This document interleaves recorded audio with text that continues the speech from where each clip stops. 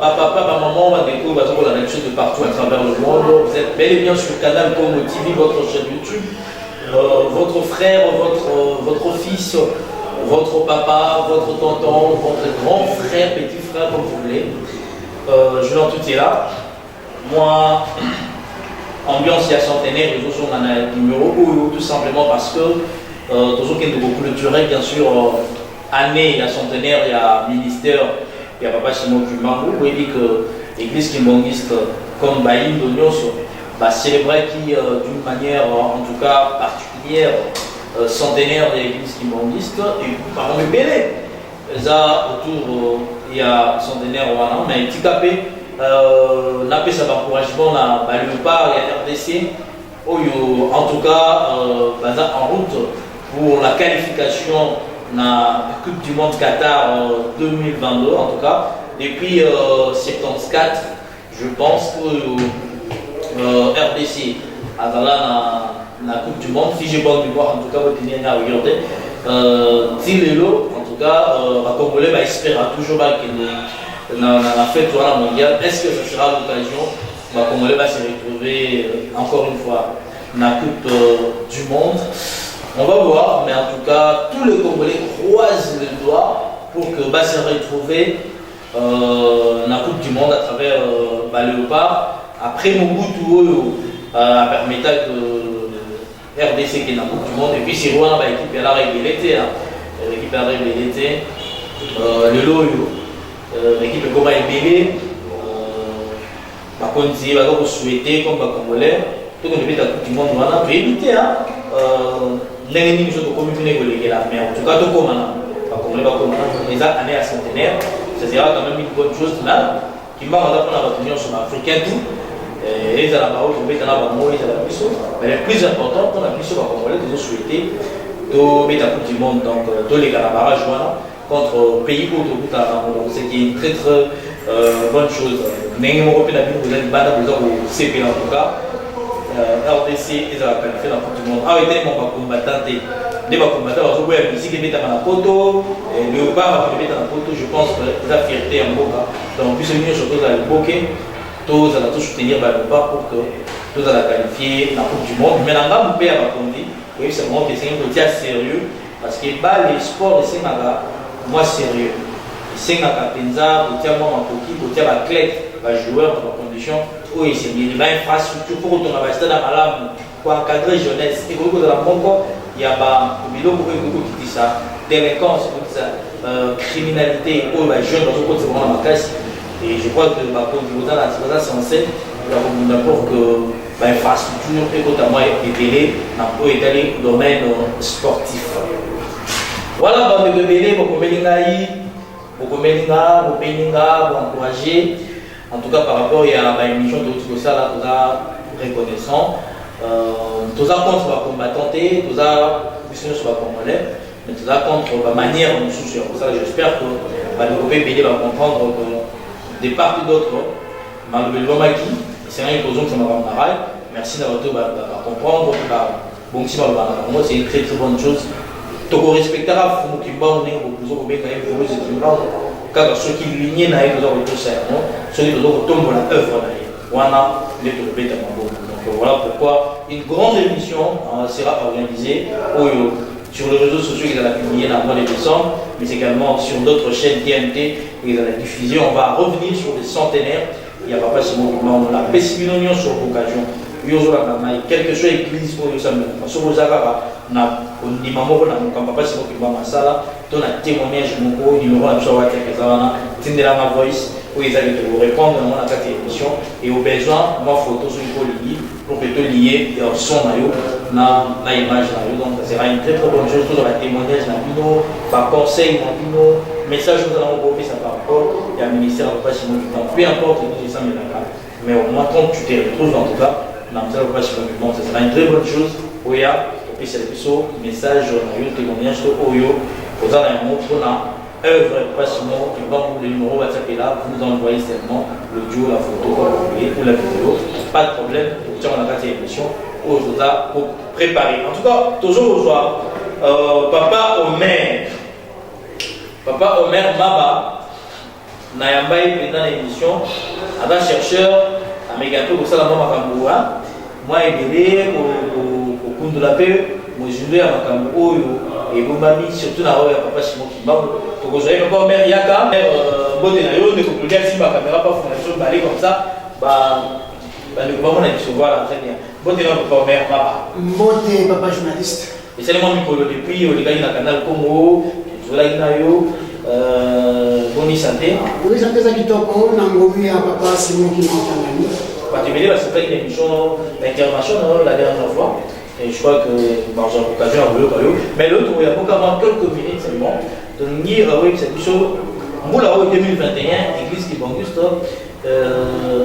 Tobaï, nous mieux sur le coup là, célébrer centenaire du ministère de papa Simon Kimba. Nous avons fait des Kaki, Nanimba, qui Banguste, un peu la mission pour ce qui est là. Faites en tout cas, et les Kaki qui tombent ma casse. Na éclat nango et puis na grandeur il y a église Kimbangiste. Alors, pour la question de l'Église papa au maître, Ningomba ministère de Kimbangiste le 6 avril 1921. L'église Kimbangiste est payée de Botemikaka dans le mouvement tiré pour la reconnaissance officielle en 1959. Le lot de l'église Kimbangiste c'est le du centenaire. Il y a Ningomba, qui a été fondé en 1921. Nous avons 100 ans de parcours de l'église Kimbangiste. La parcours et heure de passion et tombe et marqué. Merci beaucoup. Ngeko journaliste et puis à travers le monde il y a un motorizon à 6 mois. Pambate 1921, tous ceux qui n'ont pas il y a la Belge. Donc tous ceux qui colonisé la Belge. Tant que le mouvement wana et Kobanda, na banza toyé l'histoire des années.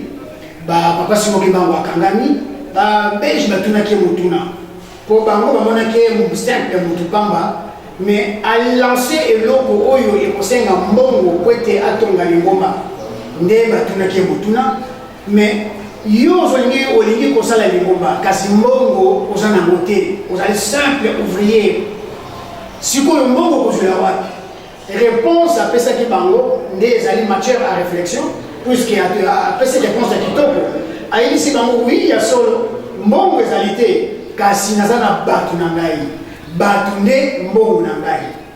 Voilà, na ya moment wana, nana yebaka ete lingomba ekokoma boengenge lelo yango ezali.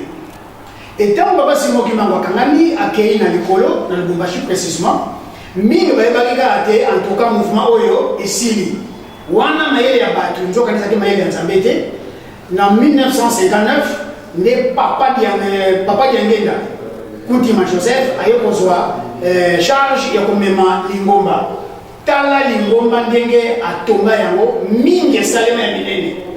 Kasi, batu bakamaki. Bon, peut-être que pour y avoir moana, c'est possible. Aujourd'hui, à tourner Lingomba, ça va bon. Vous confirmez? On a confirmé le côté. L'église Kimbangiste, c'est soit qu'elle donne à mon délité, soit qu'elle paye le côté. Mais on est à effort personnel. Donc, contribution, il y a Bandini, il y a Tongi, Lingomba, au Babengi, l'église Kimbangiste.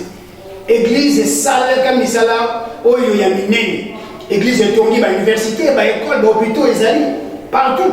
Université Simon Kimba.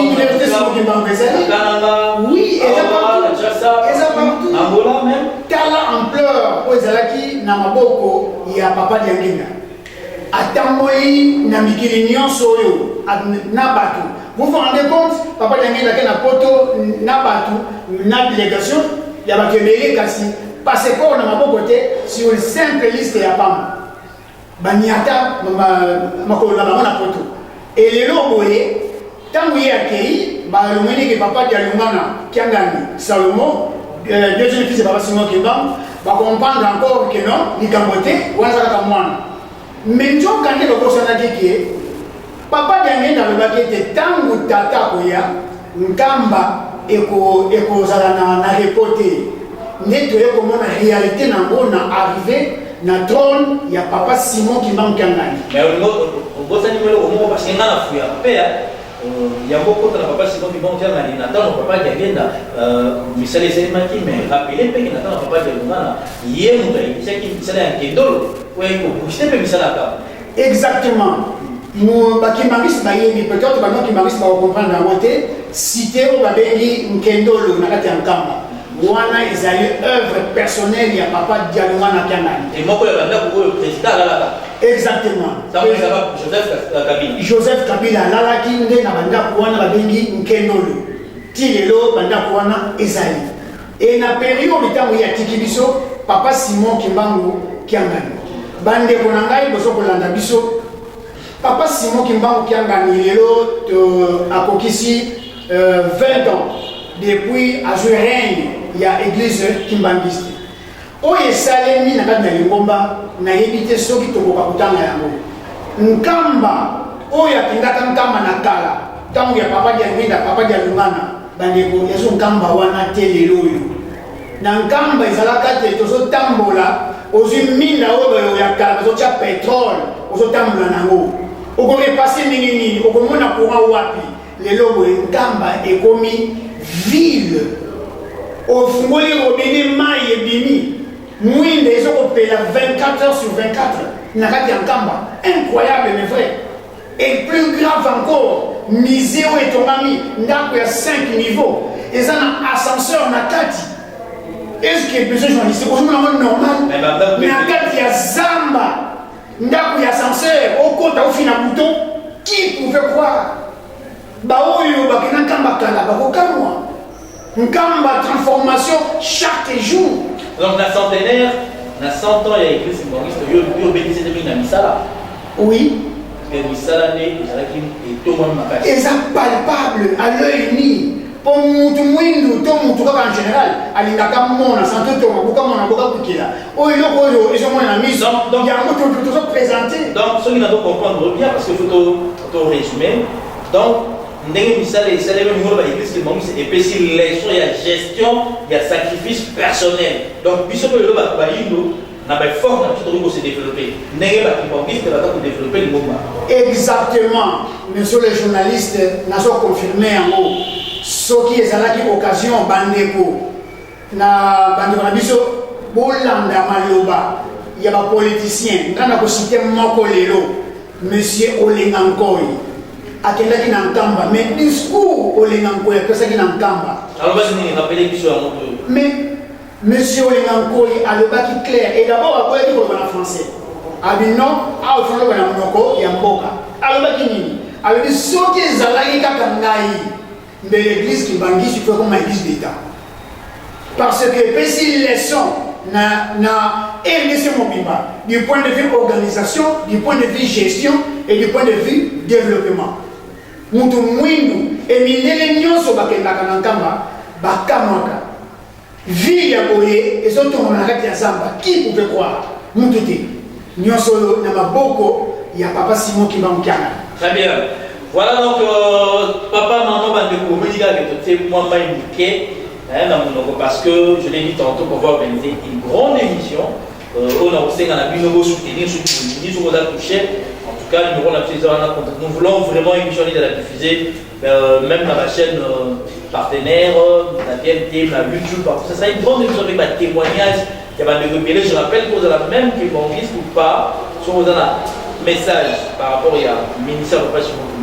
Makaboyo, c'est la maman de l'église kimbangiste. Nous devons faire la promotion. Il y a un repas chez nous comme ceux qui ont suivi jeudi, ceux qui ont suivi les Christ, la salle à mot, Nenge, Moko Penabiso, Totombola, Papa Simon Kimbangu, Totombola, œuvre naïe, Totombola, où ils ont dit héritage de Bichot Bayou. Donc, Papa Simon Kimbangu, Kanani, nous avons sur le mot, a mené sur la phase de Moya, à Kassi, à côté de la Kassi, où il dirait qu'il était, nous avons davantage. Mais en tout cas, laissez-moi vous dire que l'équimbanguisme est à forme.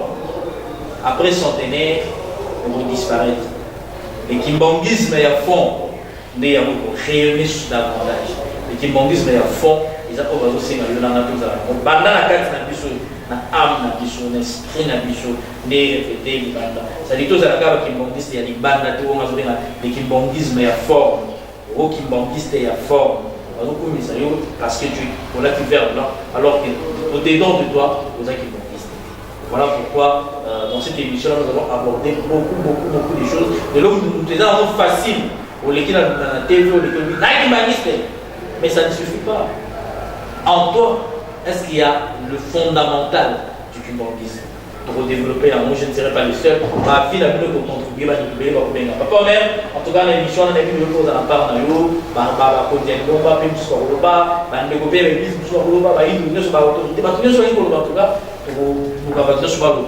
tout cas, pour que ça marche, je tiens à dire que c'est vraiment important. Et pour donc, moi, je vais conclure, et puis on va voter, et là, on va s'entraîner aussi, ça n'est bientôt. Oui, Liloba Yasuka n'a pas une parenthèse sur le plan humain. Les lobos et Bandekonangai, église Kimbangiste, nombre d'autres communes à Lingomba. Et la église est bonne, l'église est molimo. Tout ça, la campagne était tout bien abattu, mais en réalité, les lobos, les centres d'accueil, na Bisso, na Kinshasa, et comme Moukié. Et comme Moukié, tout est payé pour les Baoutaka Wapi, Nana Beka Kabango. Ezanzambe yeme azoko kamba lingomba na ye. Très bien. Alors, Bambo de Pesta Banani, il est en tout cas, vous avez un message dans la vidéo, vous tenez un numéro sur WhatsApp, on va retirer ça, il va quelque chose dans la émission. Donc, oui, Bambo de Pesta na pense oyo bandimela papa Simon Kimbangu kanga ni comme Nzambe. Merci beaucoup, Papa Omer, vous allez finir avec vous. Au revoir prochainement avec le sous-sous. Merci beaucoup, Papa Omer. Okay. Voilà, pour les gars, vous avez caméra, merci beaucoup. Tu reçois Papa Béni. Papa Béni, un chroniqueur, à chaque canal Como Musique. À côté de qui a musique de l'église Kimbangiste. Bonjour Papa Béni, bienvenue. Merci. Boni. Qui m'est salué. Canal Como Musique, ça va? Oui, ça va, ça évolue. Bientôt là, l'émission de ce soir. Oui, toujours ça, toujours formation musique. Vous avez dit récemment en Kamba, Boni aussi, Boni en Kamba, vous comptez.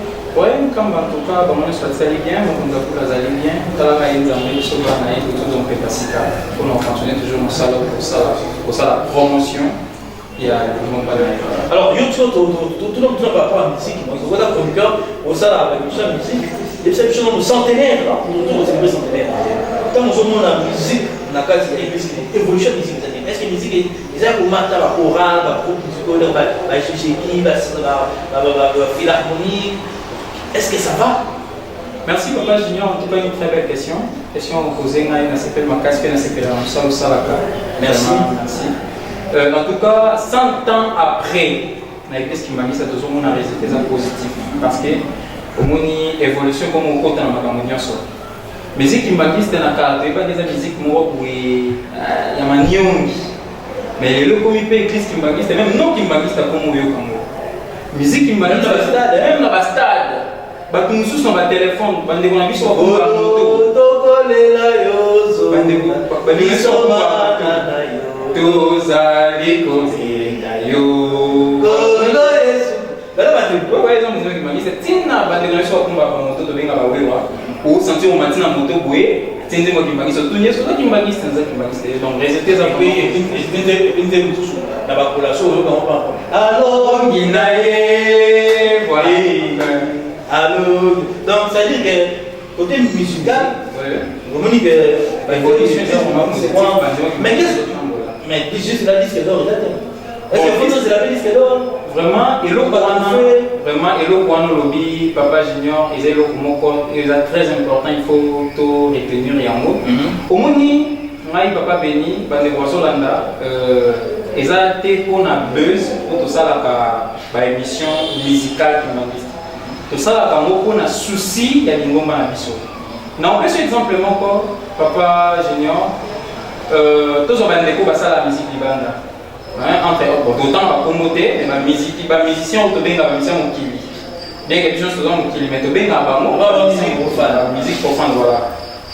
Les musiciens on a besoin de 4 temps pour nous composer des mots. On doit peut-être 1 mois, 2 mois pour nous composer quand des mots mon mais si on va composer des mots les styles, à côté style de musicien à côté millionnaire. À l'époque vous avez milliardaire. Nzembo ane fuli ya ebampe monde entier. Oui, mais qui a déjà Soit sikoyo église kimbangiste banzembo oyo biso toyembaka eza inspiré par ye moko l'inspirateur papa Simon Kimonkianga. Ndenge ni biso tozalaka boye. Parce qu'à travers la musique a produit papa Junior. À travers la musique lingombe kotoma. À travers la musique ma musicien na biso pe bakozala pe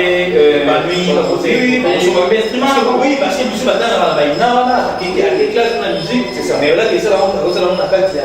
C'est ça. Donc souci wana yango moni tozosala promotion musique kimbangiste po ba musicien to lingomba na biso pe to koma lelo ko ba disque d'or.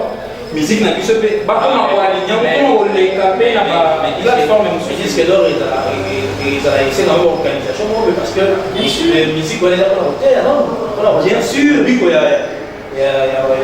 bien sûr papa Junior comment la musique oyo elobelaka trop makambo ya oyo longobanité makambo ya sexe ya basi et tout nzoto ya bana basi la musique wana longobanité papa ça va disque d'or voilà on a bien éveiller conscience ya batu oyo baza censé kopesa ba trophée wana bayebake ezala musique ya tata nzambe oyo tobengaka musique chrétienne pardon musique wana eza musique oyo bango bakoyokaka eteyi bango mpe bacomprendre ke en tout cas groupe oyo église boye to en tout cas bachanteur église wana basali mosala ya kitoko tozwa mpe trophée topesa bango na mosala napesa exemple nzembo oyo ya les artistes Congo Mboka Kimbangu amonela mpasi ebeta partout bon alors papa c'est vrai que la liste aussi na yo ba prix mais pour moi orchestre les artistes ba prix to ba artiste ba donner ba passer la ligne instruments musicaux.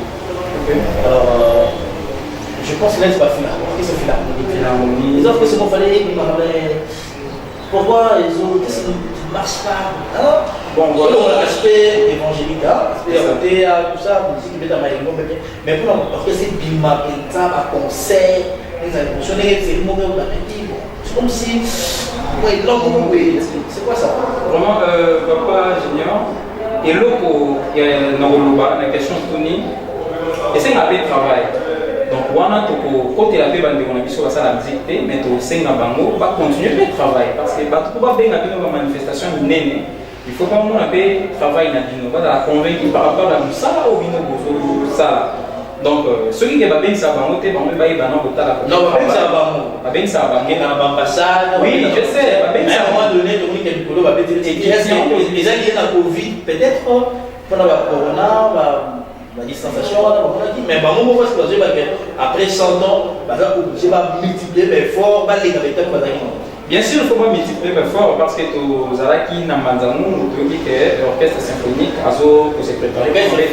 philharmonique pardon les autres se préparer pour que nous beta concert na manzamu concert nene na salle ya ITP donc voilà baza komi bongisa parce que là komi lengele to zalawani le mona bango bakenda kobeta parce qu'on a lobby bazwa pe temps ya travail parce que moni musique pe à un certain niveau et comme appelle na ba vitesse moko boy donc ndenge bato mokili balobaki lelo donc il faut pas multiplier toujours c'est vrai que les musique il y a de temps en temps mais il faut pas multiplier peu fort il y a parce que toujours de la 100 ans après parce que l'église est bandana mandala l'église est bandana ba kiti ya obligé de venir à rater mais au même dans la temps la modernisation le orchestre comment la guitare est comment l'église on est bandana ça veut dire la guitare est raté ba fanfare est raté donc ça veut dire que le groupe n'est pas au dans l'église droit dans la centenaire il faut s'épanouir et le saut voilà pourquoi aussi on va multiplier davantage pour que ba bengisa bango na ba manifestation pourquoi pas ba ke ndebe na pays moko pour ba ki ba beti musique ba ye ba yo zungi la musique c'est autre chose et ça va bien ba zungi biso et ça va vraiment bien makasi très bien merci on a pour soutenir bango tout ça la promotion musique pour que ba ko ma pe ko bima ba ko ma pe ko kende ba place ko ba le musu ba kenda ça la biso fierté les salles sur lengi au mona orchestre na biso pe komiko. Voilà, merci beaucoup. Comme si vous êtes là, sur l'orchestre philharmonique qui bordiste, c'est pour vous encourager. GGK également, tous les guitaristes qui bordisent. Donc, si nous on vote, il y a beaucoup de nuances en tout cas, accordéon, ou le balégramé, la canal comme on n'a pas béni. Moi, trop, mais il y a pas peur orchestre philharmonique bientôt. Oui, bientôt. Au Gom 5 déjà à Bango. GGK n'a pas comment ça va. Bientôt là, tu as Bango. Déjà, on a canal comme musique, encore Balandia, canal comme musique, oui, to même le bloc bien. Correct, le régime de la musique, je rappelle qu'en tout cas, une émission spéciale centenaire et Gozara, nous avons un message.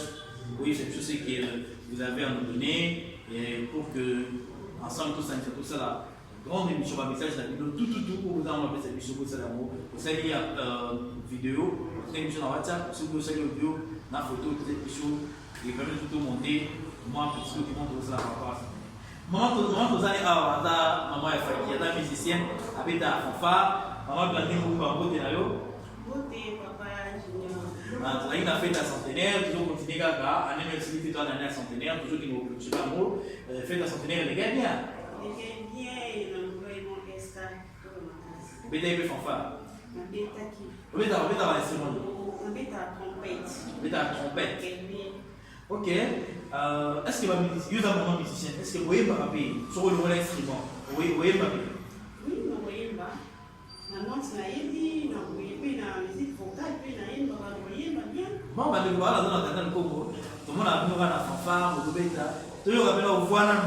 Est-ce que maman musicienne a fait a vous voyez de la biso? Tout le monde a maman ou pas?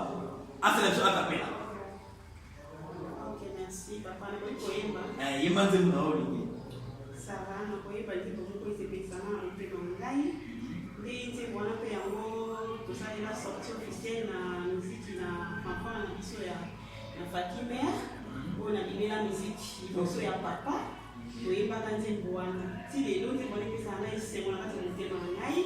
Il y a un peu de pas un peu de expliquer, ok, et c'est bon, il y a un peu de c'est un thème. d'accord. On va faire ça pour nous ensemble. Zamingé, Wavera, Elisedia, Fumuisu,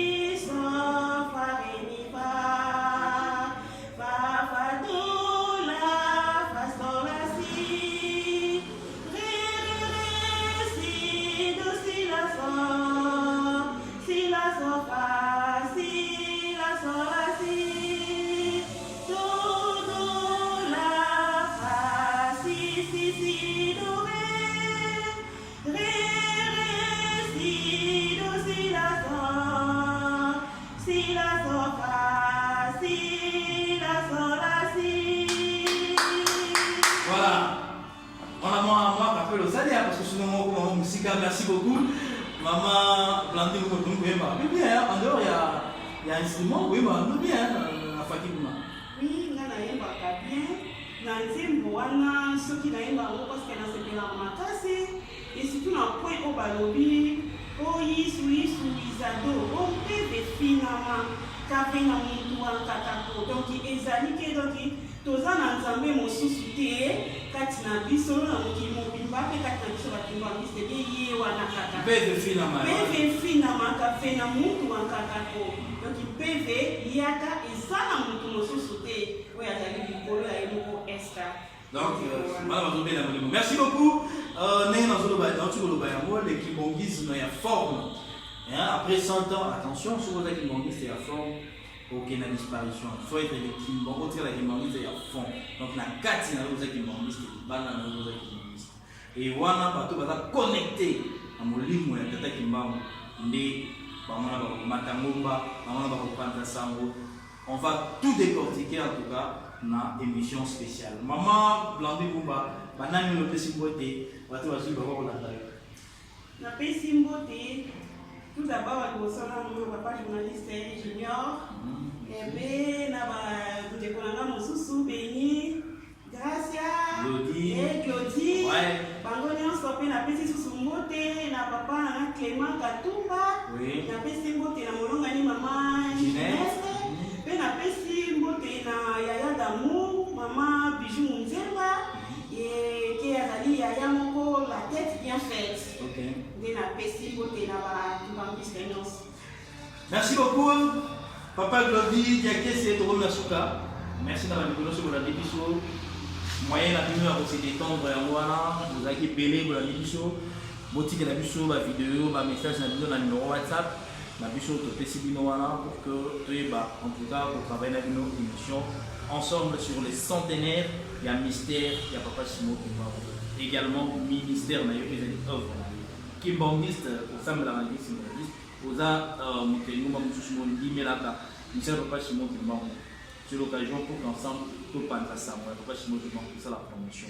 Encore une fois, tout chapeau dans la méconnaissance de la mission, Moté dans ma combattant mieux sur le retour sans Michel Papa Simon Dumont. On restera ensemble parce qu'on va aller aussi. Au revoir.